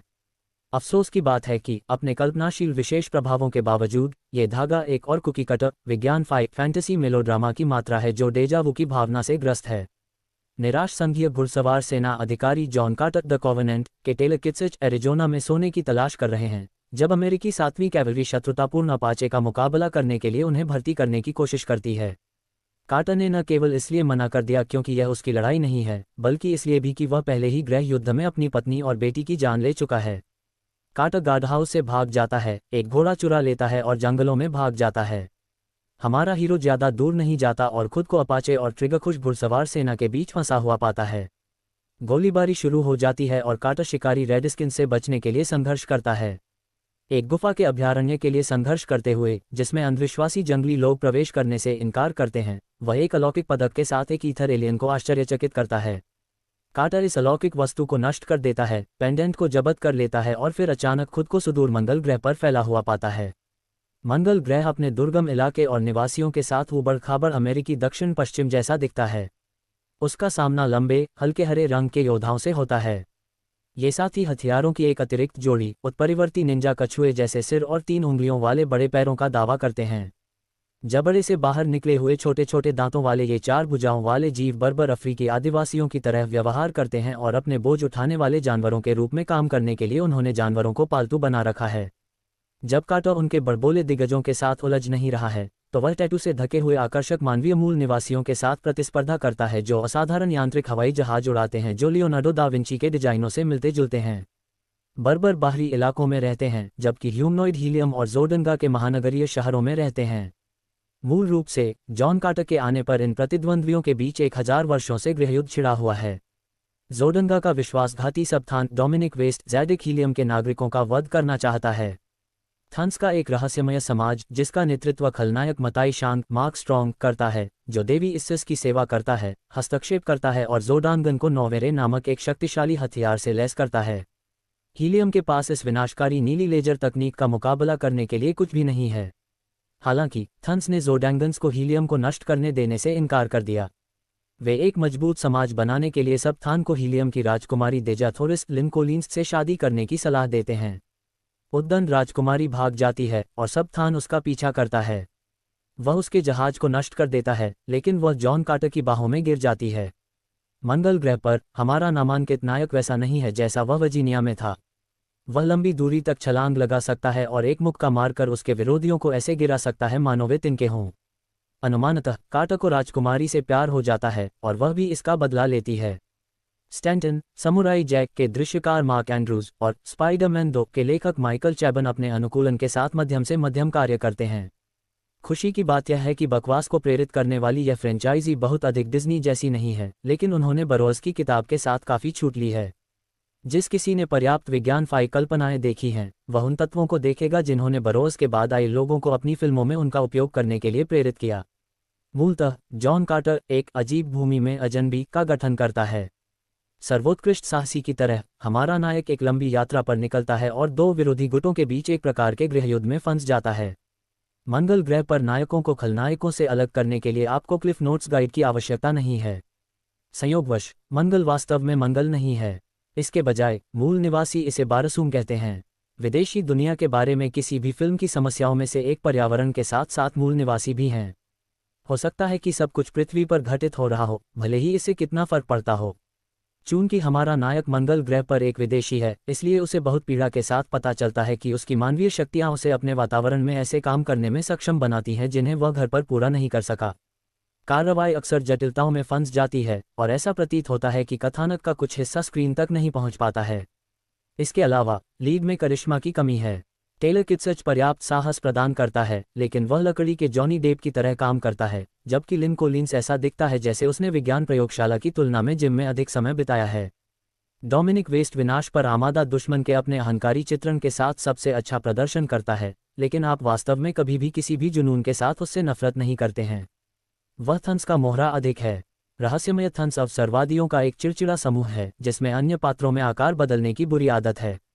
कुल मिलाकर सुरम्य सेटिंग्स के बावजूद जॉन कार्टर एक पूर्वानुमानित धागे के रूप में उभरता है जो कुछ खुलासे करता है। ऐसा लग रहा था कि यह फिल्म कुछ सभ्य मनोरंजन होगी, लेकिन मुझे कहना होगा कि मैं पूरी फिल्म से निराश था। इस फिल्म के साथ मेरी मुख्य समस्या ये थी कि सब कुछ बहुत महाकाव्य तरीके से प्रस्तुत किया जा रहा था, लेकिन फिल्म अभी भी उससे बहुत दूर थी। ऐसा शायद इसलिए है क्योंकि कहानी कभी भी अच्छी तरह से प्रवाहित नहीं होती है और इस फिल्म की सभी घटनाएं और पात्र बहुत यादृच्छिक लगते हैं। इस फिल्म में वास्तव में कभी भी उत्साह या रोमांच की भावना नहीं है, जबकि यह स्पष्ट रूप से एक रोमांचक और साहसिक अवधारणा पेश कर रही थी। ये सिर्फ इसलिए है क्योंकि कहानी वास्तव में कभी भी जमीन पर नहीं उतरती है और किसी भी पात्र को ठीक से संभाला और विकसित नहीं किया जाता है। यह विशेष रूप से खलनायकों और फिल्म के उनके सहायकों पर लागू होता है। वे कभी भी इसकी कहानी पर पर्याप्त बड़ा प्रभाव नहीं डालते हैं और वास्तव में अनावश्यक प्रतीत होते हैं, भले ही वे निश्चित रूप से नहीं थे। शायद ये भी सच है कि कहानी और फिल्म में कुछ वास्तविक मौलिकता का अभाव था। निश्चित रूप से ये 100 साल पुरानी कहानी पर आधारित है, इसलिए शायद आप वास्तव में स्रोत सामग्री को दोष नहीं दे सकते हैं, लेकिन हमने पिछले कई वर्षों में इसी तरह की कहानियां पहले ही कई बार देखी हैं। ये फिल्म बहुत कम नया पेश करती है और केवल देखने में ही काफ़ी दिलचस्प फिल्म बनी हुई है। मैं हमेशा से इसके विशेष प्रभावों का बहुत शौकीन या प्रभावित नहीं था, लेकिन फिर भी मुझे फिल्म का लुक और डिज़ाइन पसंद आया। सभी एलियंस के चरित्र डिज़ाइन बहुत अच्छे थे, जैसे कि इसके सभी हथियार और वाहन थे। ये स्पष्ट है कि इस फिल्म में बहुत समय और प्रयास लगाया गया, लेकिन फिर भी इसका पूरा फायदा नहीं मिला। इसकी वजह इसकी फॉर्मूलाबद्ध कहानी और इसकी कहानी कहने के लिए पर्याप्त साहसिक दृष्टिकोण नहीं होना था। कौन जानता है, शायद भविष्य में जॉन कार्टर की फिल्में और भी बेहतर होंगी, लेकिन इस समय मुझे उनमें से किसी को देखने में ज़्यादा दिलचस्पी नहीं होगी। 2012 में रिलीज हुई जॉन कार्टर 19वीं सदी के उसी नाम के पात्र टेलर किट्सच के साहसिक कारनामों का वर्णन करती है, जब वह रहस्यमय तरीके से मंगल ग्रह पर प्रक्षेपित होता है, जहां उसका सामना 4 भुजाओं वाले 12 फीट लंबे हरे प्राणियों की एक जनजाति से होता है जिन्हें थार्क्स कहा जाता है, और एक खूबसूरत राजकुमारी देजा थोरिस लिन कोलिंस। बाद में वह ग्रह के बाएं और दाएं गुटों के बीच युद्ध में फंस गया। डोमिनिक वेस्ट ने लाल गुट के नेता सबथान की भूमिका निभाई है, जो राजकुमारी से शादी करना चाहता है, जबकि मार्क स्ट्रॉन्ग ने प्रमुख थेन की भूमिका निभाई है, जो अमर आकार बदलने वालों की एक रहस्यमय जाति है जो अराजकता को दूर करने के लिए ग्रहों की दौड़ में हेरफेर करती है। यह एडगर राइस बरोज की किताब ए प्रिंसेस ऑफ मार्स पर आधारित एक सघन और मनोरंजक साहसिक फैंटेसी है, जो कभी कभी दृश्य, सेट, प्रॉप्स, पोशाक, कलाकार, स्थान आदि के मामले में शानदार होती है। उदाहरण के लिए किट्सच और कोलिंस क्रमशः मर्दानगी और सुंदरता के आश्चर्यजनक उदाहरण हैं। इसके अलावा मेरे पास कुछ गुणवत्तापूर्ण माइंड फूड है, जैसे मटाई शान की काटकों की गई टिप्पणी की जिस भी दुनिया में वे शामिल हैं, उसमें चरम सीमाओं, लाल बनाम नीला, दाएं बनाम बाएं का समान संघर्ष है और थन से प्रबंधित करते हैं। वे स्वदेशी आबादी के साथ छेड़छाड़ करके नियंत्रित अराजकता पैदा करने के लिए छाया में रहते हैं। वे किसी तरह इससे अपना पेट भरते हैं और युगों युगों से ऐसा कर रहे हैं, भोजन की राशनिंग की तरह, अंतिम विनाश को यथासंभव लंबे समय तक बनाए रखना। उन लोगों के लिए जो कथित कथानक की खामियों के लिए फिल्म में खामियां चुनते हैं, इन्हें अधिकतर समझाया जा सकता है। उदाहरण के लिए, ये शिकायत की 9वीं किरण गोली को नहीं रोक सकती, लेकिन हम ये क्यों मानेंगे कि एक ऊर्जा क्षेत्र एक भौतिक प्रक्षेप्य को रोक सकता है? जाहिर तौर पर 9वीं किरण बल क्षेत्र केवल उसी प्रकार की ऊर्जा को अवरुद्ध करता है जिसमें ये शामिल है, यानी 9वीं किरण ऊर्जा। फिल्म में कोई असंगति नहीं है। किसी भी समय हम 9वीं किरण को एक सर्वशक्तिमान हथियार के रूप में चित्रित नहीं देखते हैं। ये शक्तिशाली और बहुमुखी है, जाहिर है प्रौद्योगिकी में इसका उपयोग कैसे किया जाता है इसके आधार पर, लेकिन ये सर्वशक्तिमान नहीं है। यदि थंस या कोई अन्य व्यक्ति 9वीं किरण का उपयोग करके तलवार या गोली को रोक सकता है, तो वे ऐसा करेंगे, लेकिन इसे सर्वशक्तिशाली होने की अनुमति देना इसे बहुत शक्तिशाली बना देगा। फिल्म समझदारी से ऐसा नहीं करती क्योंकि सुपरमैन के पास क्रिप्टोनाइट है। फिर यह शिकायत है कि जब थर्क्स से लड़ने और एक विशाल शिला को घुमाने की बात आती है तो कार्टर अत्यधिक मजबूत दिखाई देता है, लेकिन वह एक साधारण श्रृंखला को नहीं तोड़ सकता। मानो या ना मानो, ये वास्तव में कोई समस्या नहीं है और वैज्ञानिक रूप से व्यवहार्य है। कार्टर पृथ्वी पर जितना मजबूत है, मंगल ग्रह पर उतना अधिक मजबूत नहीं है। यदि वह पृथ्वी पर लोहे की मोटी जंजीर को नहीं तोड़ सकता, तो वह मंगल ग्रह पर भी ऐसा नहीं कर सकता। हालांकि क्योंकि मंगल का गुरुत्वाकर्षण कम है, इसलिए जब वजन से जुड़ी किसी भी गतिविधि की बात आती है तो वह अत्यधिक मजबूत दिखता है। हालांकि फिल्म में इसे हास्यास्पद रूप से बड़ा चढ़ाकर पेश किया गया है, उसकी बेतुकी छलांग की तरह ये लुक दी फैंटेसी टोन में फिट बैठता है। तो यह वास्तव में तर्कसंगत है कि वह भारी चीजें उठा सकता है लेकिन लोहे की चेन नहीं तोड़ सकता। एक दूसरे के साथ कुछ नहीं ताल्लुक है। कम गुरुत्वाकर्षण का इस बात पर कोई प्रभाव नहीं पड़ेगा कि कार्टर लोहे की चेन तोड़ सकता है या नहीं। एक अंतिम अनुमानित कथानक यह है कि थन कैसे अमर हैं, लेकिन फिर एक या दो को गोली मार दी जाती है। यह आसान है। इस मामले में अमर होने का मतलब यह नहीं है कि वे घायल नहीं हो सकते या मर नहीं सकते, इसका सीधा सा मतलब है कि वे उम्र बढ़ने से नहीं मर सकते। जबकि थन्स अमर होने का दावा करते हैं, कार्टर फिल्म की शुरुआत में साबित करते हैं कि उन्हें घातक रूप से घायल किया जा सकता है। यही कारण है कि वह बाद में बताते हैं, अमर बुलेट प्रूफ नहीं है। मैंने आप में से एक को पृथ्वी पर वापस गोली मार दी। यदि थन खुद को मारना असंभव होने के अर्थ में शाश्वत के रूप में प्रस्तुत करते हैं, तो यह स्पष्ट रूप से उनके विषयों में अंधविश्वास पैदा करना और कायम रखना है।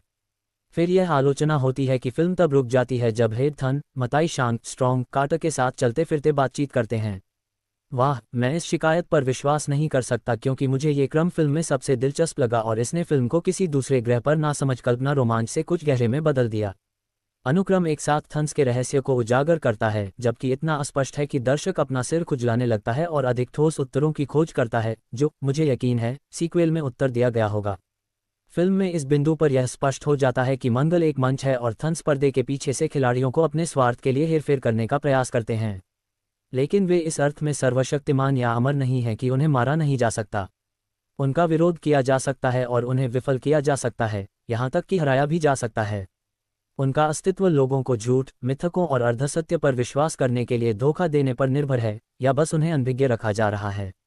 जब आप इसे पृथ्वी पर हमारे जीवन से जोड़ते हैं तो यह और भी गहरा हो जाता है। हमें थन्स द्वारा हेरफेर किया जा रहा है, चाहे वह राजनीतिक हो, वाणिज्यिक हो, धार्मिक हो या आध्यात्मिक हो, लेकिन अधिकांश लोगों को इसका एहसास भी नहीं है। इससे भी बुरी बात यह है कि सबूतों के बावजूद कई लोग इससे इनकार करते हैं। ये फिल्म 132 मिनट की है और इसकी शूटिंग एरिजोना, यूटा और न्यू मैक्सिको में की गई है और स्टूडियो का काम इंग्लैंड में किया गया है। स्पॉइलर, अमेरिकी नागरिक युद्ध के अनुभवी जॉन कार्टर को गलती से मंगल ग्रह पर ले जाया जाता है, जहां वह खुद को मंगल ग्रह के ग्रह युद्ध के बीच में पाता है। सौभाग्य से मंगल ग्रह पर उसने बड़ी ताकत और लंबी दूरी तक छलांग लगाने की क्षमता हासिल कर ली है। इससे भी अधिक सौभाग्य की बात यह है कि वहां एक हॉट राजकुमारी है जो उसे पसंद करती है। मैंने बरोअस बारसूम श्रृंखला में से कोई भी कभी नहीं पढ़ा है। अपने लगभग 50 वर्षों के उत्साही विज्ञान कथा पढ़ने के दौरान मैंने उन्हें कभी किसी किताब की दुकान की अलमारियों पर नहीं देखा, अन्यथा मैंने निश्चित रूप से उनका परीक्षण किया होता। लेकिन मैं उनके बारे में इतना जानता हूं कि वे विज्ञान कथा के अधिकांश क्षेत्रों का पूर्ण स्रोत हैं जो मुझे पसंद हैं। और इसीलिए इस फिल्म पर की गई प्राथमिक आलोचना कि यह मौलिक नहीं है अनुचित है। बाकी सब कुछ इन किताबों से निकला है, लेकिन उन्हें स्क्रीन पर उतारने की तकनीक अब तक मौजूद नहीं है। उनके उत्तराधिकारियों ने इसे पूरी तरह से मात दे दी है। फिल्म की खूबियों के आधार पर देखें तो ये शानदार है, एक्शन से भरपूर है, प्रभाव बेहतरीन है और सबसे महत्वपूर्ण बात यह है कि इसमें दिल है। किरदारों को मजबूती से खींचा गया है और अच्छे से निभाया गया है। कार्टर के रूप में टेलर किर्श ठीक हैं, लेकिन डेजा थोरिस के रूप में लिन कोलिंस बहुत अच्छी हैं। न केवल वह देखने में शानदार हैं, बल्कि वह एक राजकुमारी के रूप में पूरी तरह प्रभावित करती हैं। व्यवहार में राजसी, अपनी जिम्मेदारियों के प्रति जागरूक, इधर उधर धकेले जाने के लिए तैयार नहीं हैं, और हर जगह साहसी नायिकाओं की अग्रदूत। डोमिनिक वेस्ट एक अच्छा अग्रिम खलनायक है, और मार्क स्ट्रॉन्ग ने अपने रोस्टर में एक और चुपचाप द्वेषपूर्ण चित्रण जोड़ा है। थर्ग्स, लंबे चार्ज सशस्त्र चैपीज पर मोह कैप और गायन का काम प्रथम श्रेणी का है। कहानी अच्छी तरह से प्रवाहित होती है और हमेशा दिलचस्प, जटिल होती है, जिसका पालन करना बहुत मुश्किल नहीं होता है और अच्छी तरह से बताया जाता है। यहाँ सबसे बड़ी खामी, शायद एकमात्र महत्वपूर्ण खामी, शीर्षक है। जॉन कार्टर हमें फिल्म के बारे में कुछ भी नहीं बताता है और सीटों पर कमियां मिलने की संभावना नहीं है, जो शर्म की बात है क्योंकि मैं इसका सीक्वल देखना बहुत पसंद करूंगा। 1973 में जब टार्ज़न को नए रंगीन संग्रह के रूप में प्रदर्शित किया गया तो मेरी दादी ने मेरे लिए कॉमिक्स बुक खरीदी। जब उन्होंने मुझे न्यूज़ स्टैंड में देखा और नए टार्ज़न के माध्यम से लीफ नंबर 1 थी। कहानी को पढ़ने के बाद लैंड ऑफ द जायंट्स नाम दिया गया। पूरी तरह से मैंने देखा कि मंगल ग्रह पर जॉन कार्टर नामक एक छोटी सी कहानी अंतिम चरण में थी। इसने मेरा ध्यान भविष्य के डिज़ाइन, अजीब पात्रों और केवल चमड़े की पट्टियों पहने लगभग नग्न एक सुंदर राजकुमारी के कारण आकर्षित किया, जो तब से बहुत सेक्सी है। तब से प्रत्येक एडगर राइस बॉर्ग्स द्वारा निर्मित फाइनल में टार्जन के पास जॉन कार्टर हैं। अब ये बड़ी चीख पुकार में चला गया। मुझे कबूल करना पड़ा कि मैं कुछ हद तक स्थिर रहा। इसके बाद मेरी डीवीडी ली और बाद में एक ब्लू रे कॉपी के साथ इस तस्वीर को 2 बार देखा। एडगर के साथ एक बोनस के साथ कार्टर के बारे में बात करने वाले शब्द, अद्भुत अनुकूलन, अफसोस बहुत देर हो चुकी है। इसे योजना के अनुसार 70 या 80 पर जल्द ही रिलीज किया जाना चाहिए। वैसे भी देर से ही सही, पहले से बेहतर नहीं। बायोडेटा, पहली घड़ी 2013 कितने 2 स्रोत डीवीडी ब्लू रे रेटिंग 7.5 ग्रह युद्ध के पशु चिकित्सक जॉन कार्टर को मंगल ग्रह पर ले जाया जाता है, जहां वह एक हरे भरे बेहद विविध ग्रह की खोज करते हैं जिसके मुख्य निवासी 12 फुट लंबे हैं। हरे बर्बर खुद को इन प्राणियों का कैदी पाते हुए वह भाग जाता है, लेकिन उसका सामना हीलियम की राजकुमारी से होता है, जिसे एक उद्धारकर्ता की सख्त जरूरत है। साइंस फिक्शन फिल्में एक अजीब जानवर हैं। जब आपके पास गंभीर फिल्में होती हैं तो कभी कभी उन्हें सराहना मिलने में कुछ साल लग जाते हैं और उन्हें उत्कृष्ट कृति माना जाता है, ब्लेड रनर की तरह। फिर आपके पास स्पेक्ट्रम का दूसरा पक्ष है, जहां विज्ञान कथा फिल्में इतनी कैंप होती हैं और इसलिए शीर्ष पर होती हैं। वे वास्तव में शानदार फिल्में हैं, बिल्कुल फ्लैश गॉर्डन की तरह। फिर आपके पास कुछ ऐसे विचित्र लोग हैं जो केवल अपनी विरासत कुख्याति के लिए प्रसिद्ध हैं, द मैट्रिक्स और कई मायनों में बैटलफील्ड अर्थ की तरह। लेकिन जेसी इनमें से किसी भी श्रेणी में आने में विफल रहता है, क्योंकि यह बहुत नीरस है और एक ऐसी फिल्म जिसकी लागत इतनी अधिक है, जो इतनी भयानक दिखती है और एक भयानक स्क्रिप्ट का एक नरक पेश करती है। आपको कुछ खोजने में कठिनाई होगी, अन्यथा ये बहुत ही निराशाजनक है, खासकर जब से हमारे पास ऐसे विविध कलाकार हैं। तो यह मूल रूप से एक दुखी भगोड़े के बारे में एक फिल्म है जो वास्तव में ऊंची छलांग लगा सकता है और खुद को सभी प्रकार की शरारतों में शामिल कर सकता है। यह इंटरगैलेक्टिक द लास्ट समुराई है। शुरुआत में हर कोई उसके खिलाफ है और अंत तक आते आते हर कोई उससे प्यार करता है। कित्सिच ने साबित कर दिया है कि वह इस दशक का जोश लुकास है। उसकी हर ग्रीष्मकालीन ब्लॉकबस्टर असफल होती है। प्रमाण के लिए बैटलशिप देखें। इसकी आलोचना के योग्य जेसी संभवतः सबसे धीमी गति से चलने वाली आनंदहीन ब्लॉकबस्टर में से एक है जिसे मैंने कभी देखा है। कम से कम द फैंटम मेनेस में एक पॉड रेस थी। यह एक भव्य महाकाव्य साहसिक कहानी है जिसमें ऐतिहासिक, काउबॉय, विज्ञान कथा और ग्लैडिएटर तत्व सभी एक में समाहित हैं। मंगल ग्रह के लिए महाकाव्य लड़ाइयों और व्यापक रेगिस्तान दृश्यों के साथ उत्पादन असाधारण है। चूंकि डिज्नी ने इसे बनाया है, इसलिए यह बिना किसी डर के साहसिक कार्य है। परिवार इसे देख सकता है। सीजीआई वहाँ है, लेकिन ये बहुत ज़्यादा नहीं है। अच्छे बिंदु हैं। कहानी एक उचित कहानी है जिसकी हाल की फिल्मों में कमी है। इसमें से कुछ पूरी तरह समझ में आता है या नहीं, इससे कोई फर्क नहीं पड़ता। यह अच्छे तरीके से पुराने ढंग का है, एक साहसिक कहानी और एक उचित अंत, Star Wars H.G. Wells time machine तरीके से। हालांकि शहीद कुछ हद तक अवतार जैसे दिखते थे, लेकिन वे कम परेशान करने वाले थे। हास्य के कुछ क्षण हैं, हालांकि और भी हो सकते थे। इधर उधर कूदना काफ़ी मज़ेदार है। अभिनेताओं का चयन अच्छे ढंग से किया गया है। मुझे इस भूमिका के लिए लिन कोलिंस पसंद हैं। हालांकि वह सबसे खूबसूरत अभिनेत्री नहीं है, फिर भी वह प्रभावशाली राजकुमारी और एक्शन हीरोइन का सही मिश्रण है। उनका लुक थोड़ा जातीय रूप से अस्पष्ट है, जो विज्ञान कथा शैली के लिए उपयुक्त है। टेलर कित्सिच अच्छे हैं। वह बहुत अधिक निर्मित नहीं है, इसलिए वह उस कहानी के लिए यथार्थवादी बना हुआ है जो एक सुपरहीरो की कहानी नहीं है। उन्होंने उसे कुछ ज़्यादा ही मैला कुचैला और हिस्सों में थका हुआ दिखने वाला बना दिया। नकारात्मक बिंदु, विभिन्न मंगल ग्रह के गुटों के बीच लड़ाई थोड़ी भारी और थकाऊ है। वास्तव में इसकी परवाह मत करो कि कौन किससे लड़ रहा है। इसमें लगभग 20 मिनट का समय बर्बाद हो सकता था। कुछ दृश्य दोहराए गए हैं, लेकिन कम से कम आपको अपने पैसे का मूल्य मिल गया। कुल मिलाकर इसे बड़ी स्क्रीन पर देखें, ये देखने लायक है। जॉन कार्टर 2012 निर्देशक, एंड्रू स्टैंटन कलाकार, Taylor Kitsch, Lynn Collins, Samantha Morton, Willem Dafoe, Mark Strong. हालांकि बैटलफील्ड अर्थ जितना बड़ा मजाक नहीं है, ये निश्चित रूप से मूर्खता की उन्हीं सीमा रेखाओं के भीतर डेरा डालता है। इसकी शुरुआत पुराने पश्चिम में जॉन कार्टर द्वारा कैलवरी द्वारा पीछा किए जाने से होती है। वह अपने सोने पर दावा करने के लिए एक गुफा में प्रवेश करता है, लेकिन कुछ अजनबी लोगों द्वारा उस पर हमला किया जाता है जिसे वह मार देता है। हालांकि उसके पास जो पदक था वह उसे मंगल ग्रह पर ले जाता है। अब ये फिल्म काउबॉय और एलियंस क्षेत्र में प्रवेश कर चुकी है। वह 4 सशस्त्र हरे लोगों की एक सेना के लिए एक कैदी बन जाता है जो हीलियम नामक चीज़ के खिलाफ लड़ रहे हैं। जो भी मामला हो, निर्देशक एंड्रू स्टैंटन ने फाइंडिंग निमो और वॉली जैसे एनिमेशन के साथ स्को किया होगा, लेकिन इस यंत्र में केयर बियर्स के एक एपिसोड का सारा रहस्य शामिल है। पटकथा कई रचनात्मक दृश्यों को हमारे सामने पेश करती है, लेकिन पटकथा गड़बड़ है। टेलर किटचर्च कार्टर के रूप में एक सीधा चेहरा रखने की कोशिश करते हैं, और सच कहें तो वह चरित्र की नई आत्मखोजों और चुनौतियों का आनंद लेते दिखते हैं। हीलियम की राजकुमारी के रूप में लिन कोलिंस शायद फिल्म का सबसे बड़ा मजाक है। बेशक उसमें लड़ने की क्षमता है, और इस तरह वह कार्टर के बराबर दिखने की दयनीय कोशिश में अपनी गुर्राहट से हमें आशीर्वाद देती है। जाहिर तौर पर कार्टर को उसे शादी करने से रोकना होगा, लेकिन किसे परवाह है। विलियम डेफो ने एक उत्परिवर्ती योद्धा के रूप में और सामंथा मॉर्टन ने उनकी बेटी के रूप में कुछ पल चुराए हैं। मार्क स्ट्रॉन्ग कुछ कबीले के नेता के रूप में भी दिखाई देते हैं। वे दृश्यों और पूर्ण बकवास पर आधारित स्क्रिप्ट के भीतर अधिक मानवता का परिचय देते हैं।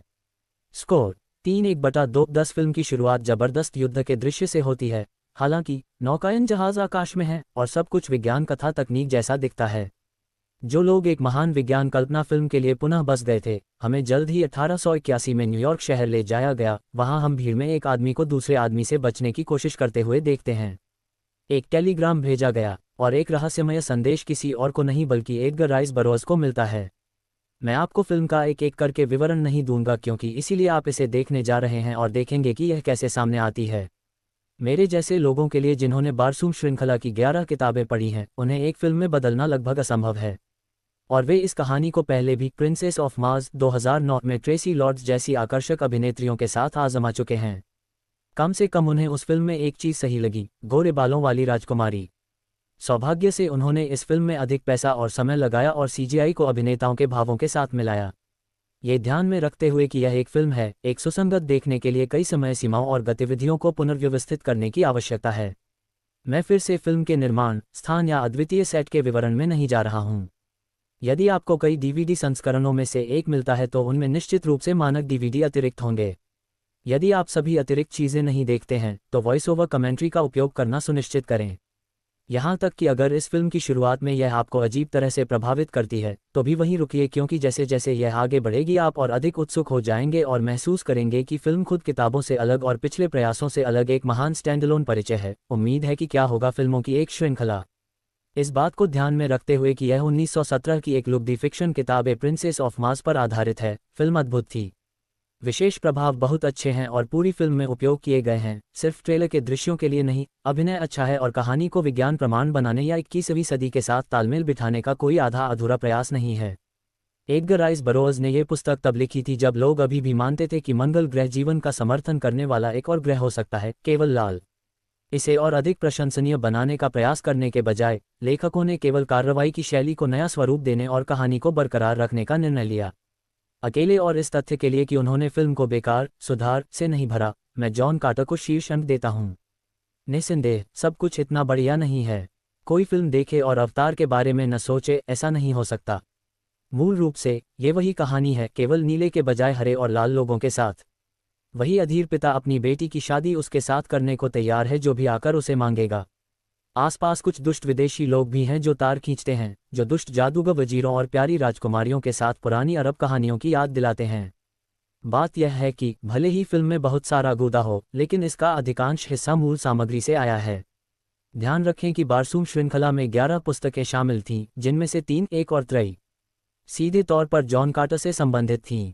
सामग्री समृद्ध है, क्या वे गुणवत्ता को उच्च बनाए रखना जारी रख सकते हैं?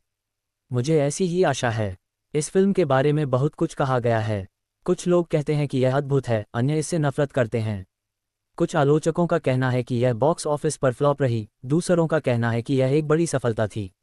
निस्संदेह उस सारी दींगे हाँकने से इस फिल्म को मुफ्त में प्रमोशन ही मिला। यहाँ भी ये शहर में चर्चा का विषय था, इस पर विश्वास करने के लिए आपको इसे देखना होगा। खैर, मैं कुछ बिंदुओं पर सहमत हूँ। प्रभावों की दृष्टि से यह वास्तव में आश्चर्यजनक है और यदि आप थोड़े खुले विचारों वाले हैं तो कहानी की दृष्टि से यह काम भी करता है। इसकी शुरुआत भी काउबॉय और भारतीयों से होती है जो अचानक काउबॉय में बदल जाती है और आपने अनुमान लगाया, एलियंस। एक बार जब जॉन कार्टर टेलर किटचर्च बाहरी अंतरिक्ष से किसी से मिल रहे होते हैं तो यह फिल्म एक शुद्ध विज्ञान कल्पना में बदल जाती है। ये सब खूबसूरती से किया और निर्देशित किया गया है, लेकिन निश्चित रूप से मेरे मन में एक लेकिन है। प्रोमो और ट्रेलर देखते समय जिस एक चीज़ ने मुझे परेशान किया वह था वितरक डिज्नी। मेरे लिए डिज्नी अधिकांश समय थोड़ा नीरस रहता है। कोई नग्नता नहीं, कोई खून खराबा नहीं और नायक वही करते हैं जो वे सबसे अच्छा करते हैं, जीवित रहना और प्यार में पड़ना। और उसे बस वही हिस्सा बनने दे जो डिज्नी रिलीज में फिर से दिखाया जाए। जब तक हमारी तलवारों से पहली लड़ाई नहीं हो जाती तब तक ये सब बढ़िया है। इस समय तक हम खूनी गंदगी 300, 2006 या यहाँ तक कि कुछ खूनी हिस्से इमॉर्टल्स 2011 देखने के आदी हो चुके हैं। जॉन कार्टर में कोई खून देखने को नहीं मिला, भले ही वे एक अखाड़े में कत्लेआम कर रहे हों। स्वाभाविक रूप से एक कठिन प्रकार का आदमी होने के नाते जॉन तब कमजोर हो जाता है जब वह डेजा थोरिस लिन कोलिंस को देखता है और ग्रह को बचाने के लिए सहमत हो जाता है। यदि आप क्रूरता या खूनी शॉट्स चाहते हैं जैसा कि आजकल साइंस फिक्शन फिल्मों में किया जाता है तो इससे दूर रहें, लेकिन अगर आपको इंडियाना जोन्स या पहले स्टार वार्स जैसे नायक पसंद हैं तो यह निश्चित रूप से आपके लिए है। आप डिज्नी के प्रभाव को देख सकते हैं। भले ही अफवाहें कहती हैं कि ट्रेलरों, पोस्टरों और अज्ञात कलाकारों के कारण डिज्नी ने इससे दूरी बना ली, जबकि कोलिंस ने ट्रू ब्लड 2008 और एक्स-मेन ऑरिजिन्स वुल्वरिन में भूमिका निभाई थी 2009 जैसा कि टेलर ने किया। सच कहूं तो यह मंगल ग्रह पर बस एक प्रेम कहानी है जिसमें एक नायक को एक राजकुमारी से प्यार हो जाता है। और आखिरी 10 मिनट का क्या हुआ? फिर भी विशेष प्रभावों के लिए अवश्य देखना चाहिए। जब मैंने तुम्हें देखा तो मुझे विश्वास हो गया कि यह एक संकेत है कि इस दुनिया में कुछ नया आ सकता है। टार्स टार्कस विलेम डेफो डिज्नी का जॉन कार्टर पृथ्वी से लेकर मंगल ग्रह और फिर लाल ग्रह के विभिन्न स्थानों पर ध्यान आकर्षित करने के लिए एक विज्ञान कथा है जो आपको खोया हुआ महसूस कराता है और अच्छी पुरानी पृथ्वी के लिए तरसता है। 20वीं सदी के आरंभिक एडगर राइस बरोअस बारसूम उपन्यासों व टार्ज़न प्रसिद्धि के हैं पर आधारित जॉन कार्टर स्टार वार्स की किस्तों, काउबॉय और एलियंस और डांस विद वोल्व्स के दृश्यों का मिश्रण है जो गृहयुद्ध के पशु चिकित्सक केविन शीर्षक के लिए पर्याप्त है। कॉस्टनर को जादू द्वारा मंगल ग्रह पर प्रत्यारोपित किया गया। विडंबना यह है कि यह बरोअस ही थे जिन्होंने आधुनिक सिनेमा में बहुस्तरीय अति शानदार विज्ञान फाई आंदोलन शुरू किया होगा। हालांकि फिल्म की वंशावली उच्च स्तरीय है। टॉय स्टोरी 3 के निर्देशक और वॉली के लेखक एंड्रू स्टैंटन और स्पाइडर-मैन 2 के उपन्यासकार माइकल चैबन। अब बात बस इतनी है कि फिल्म रेट्रो और नाटकीय रूप से पेचीदा लग रही है। बहुत बुरा है कि वे इसे अधिक सुपाच्य नहीं बना सके। मंगल ग्रह की राजकुमारी को बदलते बुरे लोगों से बचाने के बाद टेलेकिच के कार्टर को घर जाना होगा। जार जार कुरूप योद्धाओं की तरह बिंक्स और एक साजिश को सुझाने के लिए स्पॉक की जरूरत है। 4 सशस्त्र थार्क्स मुझे स्टार वार्स के विदेशी पात्रों की याद दिलाते हैं, हालांकि अब वे 12 फुट मोशन कैप्चर सीजी डरावने हैं। साथ ही मुझे अवतार में ना वी की भी याद दिलाते हैं जो कहीं अधिक शांतिपूर्ण स्थान है। प्रमुख खलनायक मताई शांत के रूप में उम्दा अभिनेता मार्क स्ट्रॉन्ग और राजकुमारी के संकटग्रस्त पिता टाडोस मोज के रूप में सियारन हिंड्स इस गड़बड़ी को वह गंभीरता प्रदान करते हैं जिसकी हमें आवश्यकता है, क्योंकि हम ये तय करते हैं कि वास्तव में कौन बुरा है और कौन अच्छा है। जॉन कार्टर को अंत में एक त्वरित कथानक द्वारा बचा लिया जाता है जिससे कथानक का पता लगाने के लिए बहुत कम समय बचता है। किसी ने नहीं कहा कि अंतरिक्ष यात्रा आसान और सरल होगी। जॉन कार्टर लगभग 100 वर्ष के हैं। लेखक एडगर राइस बरोअस की रचना वह टार्ज़न से भी पहले की है जो बरोअस की एक और रचना है और मंगल ग्रह पर स्थापित है, या बरोअस में बारसूम जिसमें फैंटेसी, तलवार और जादू टोना के साथ एक प्रारंभिक ग्रहीय रोमांस दिखाया जाएगा। कम से कम किताबों की श्रृंखला में यही तो है जिसने प्रिंट और फिल्म दोनों में अनगिनत अन्य लेखकों और अन्य विज्ञान फाई फैंटेसी कहानियों को प्रेरित करने में मदद की। तो संक्षेप में ऐसा कुछ भी नहीं है जो आपको मूल स्रोत सामग्री में आश्चर्यचकित कर दे, जिसमें बरोअस का काल्पनिक स्वर डेरिल सबारा द्वारा अभिनीत भी दिखाया गया है और एंड्रू स्टैंटन का अनुकूलन कथानक से लेकर एक्शन अनुक्रम तक काफी कमजोर है, जिससे परिचित होने की लहर होगी जब आप अपने ऊपर थोपी गई अजीब सभ्यताओं से जुड़ने की कोशिश करते हैं तो अपनी चेतना को झकझोरें। मुख्य रूप से ए प्रिंसेस ऑफ मार्स पुस्तक पर आधारित एंड्रू स्टैंटन, मार्क एंड्रूज और यहाँ तक कि माइकल चैबोन द्वारा अनुकूलित कथा अमेरिकी गृह युद्ध के एक कॉन्फेडरेट दिग्गज हमारे शीर्षक नायक जॉन कार्टर टेलर से जुड़े साहसिक कार्य की भावना को प्रज्वलित करने में विफल रही। किट्सच जब वह वर्जीनिया में सोने की खोज के अपने दूसरे करियर से बाहर था तो उसने पाया कि वह बेवजह मंगल ग्रह पर पहुंच गया है। डांस विद वॉल्व्स से लेकर अवतार तक, जिसमें आप पानी के बाहर की लौकिक मछली बनना चाहते हैं, सब कुछ डालें और आपको पता चल जाएगा कि पहले घंटे में क्या होता है। 6 अंगों वाले, जिन्हें थार्क्स के नाम से जाना जाता है, हरी चमड़ी वाले मंगल ग्रह के निवासियों द्वारा उठाया गया। जॉन को थार्क्स के लिए लड़ने के लिए गुलाम बना लिया गया क्योंकि मार के कम गुरुत्वाकर्षण के कारण उसकी अलौकिक क्षमताओं को वैज्ञानिक रूप से आशीर्वाद दिया गया था और जल्द ही वह उनके लोकनायकों में से एक बन गया जिसका नाम रखा गया डोटार सोजत। लेकिन ये हीलियम और जोडंगा के लाल चमड़ी वाले ह्यूमनॉइड मार्टियंस के बीच गृहयुद्ध में फंसने और कम कपड़े पहने राजकुमारी डेजा थोरिस लिन कोलिंस के प्यार में पड़ने से पहले नहीं है, जिसे उसके पिता ने अपने दुश्मनों से शादी करने के लिए मजबूर किया था। युद्धविराम देखने के लिए उनकी उड़ान मशीनों और अंतर्ग्रहीय पीछा के साथ आपको आश्चर्य होगा कि जॉर्ज लुकास को ए न्यू होप के उद्घाटन के लिए प्रेरणा कहां से मिली होगी, या इसके विपरीत कि इन पात्रों का परिचय कैसे हुआ। और जब कोई किसी और के युद्ध में उलझ जाता है तो एक राजकुमारी के लिए और भी अधिक उत्साह बढ़ जाता है, जिसके पास किसी के घर लौटने की कुंजी होती है। आप इस तथ्य के बारे में जानते हैं कि ग्रह सूर्य के चारों ओर परिक्रमा करने में कम समय में मुसीबतें दस्तक देगा। एंड्रू स्टैंटन, जिनकी पिछली फिल्में Pixar animated feature finding Nemo और वॉल ई थीं, साथ ही सहयोगी ब्रैड बर्ड के मिशन इम्पॉसिबल घोस्ट प्रोटोकॉल के साथ सफल लाइव एक्शन वेंचर से प्रेरित हो सकते हैं, और उन्होंने इस लाइव एक्शन प्रयास के साथ अपनी फ्रेंचाइजी क्षमता शुरू की है। हालांकि ये बिल्कुल नया अलग बॉल गेम है जिसमें स्टैंटन ने खुद को शामिल किया है, और पाएंगे कि पेसिंग एक फिल्म के लिए बहुत महत्वपूर्ण है। बीच में भारी शिथिलता को देखते हुए जो पहले से ही सेट किया गया था, उसमें लगातार गति बनाए रखने में असमर्थ है। जॉन कार्टर हर जगह पहुंच जाते हैं और कई बार ये तय नहीं कर पाते कि इसे सीधा खेला जाए या हास्यपूर्ण। ये तय नहीं कर सका कि नाटक पर ध्यान केंद्रित किया जाए या वह विशेष प्रभाव वाली असाधारण फिल्म बन जाए, जिसके परिणामस्वरूप एक ऐसी प्रभाव वाली फिल्म बनी जिसमें आश्चर्यचकित करने के लिए कुछ भी नहीं था और सबसे अच्छा व्युत्पन्न था। सबसे बुरी बात यह है कि जॉन कार्टर के पास दिशा नहीं थी। उद्देश्य बिखरे हुए थे। एक मिनट में वह घर जाने की इच्छा पर अड़ा हुआ था, जबकि अगले मिनट उसे रुकने और निवासियों की आजीविका में हस्तक्षेप करने के लिए कम शब्दों में मना लिया गया। यहाँ कहानी एडजस्टमेंट ब्यूरो के बारे में है, जो उनके पूर्ववर्ती वॉचमैन प्रकार के हो सकते हैं, जिसका नेतृत्व मताई शांत कर रहे हैं, जिसका किरदार मार्क स्ट्रॉन्ग ने निभाया है। निश्चित रूप से उनके अनुबंध में कहा गया होगा कि उन्हें मुख्य खलनायक के रूप में सभी ब्लॉकबस्टर फ्रेंचाइजी क्षमता में होना चाहिए। उनका इतना अधिक उपयोग किया गया है कि वह पहले से ही रूढ़िवादी रूप से उबाऊ हो रहा है। वह सर्वशक्तिमान ड्यूक्स एक्स माचिना है जो ये सुनिश्चित करता है कि भाग्य उसी तरह से खेला जाए जैसा उसे होना चाहिए।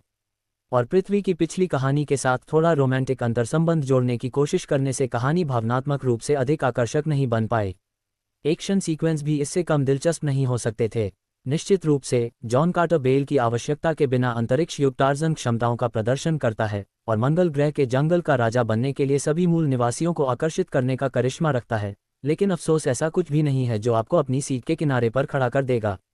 शायद यह एक शताब्दी पुरानी कहानी है जिसे कई अन्य लोगों ने पहले ही तोड़ दिया है कि फिल्म निर्माता उस गड्ढे के जाल में फंस गए और बड़े पर्दे पर मौलिकता जगाने में असफल रहे। अंतरिक्ष युद्धों से लेकर प्रिंस ऑफ पर्शिया प्रकार की लड़ाइयों तक इस फिल्म को अधिक रचनात्मकता से लाभ मिल सकता था, विशेष रूप से William Dafoe, Samantha Morton, Thomas Haden Church, Ciaran Hinds, Dominic West, Bryan Cranston जैसे कलाकारों की टोली के साथ। सूची चलती रहती है। इसके बजाय जिस चीज़ ने फिल्म को बचाया वह लेखक और निर्माता एडगर राइस बरोअस थे, जिन्होंने कहानी कहने के लिए साहित्यिक उपकरण का उपयोग किया था।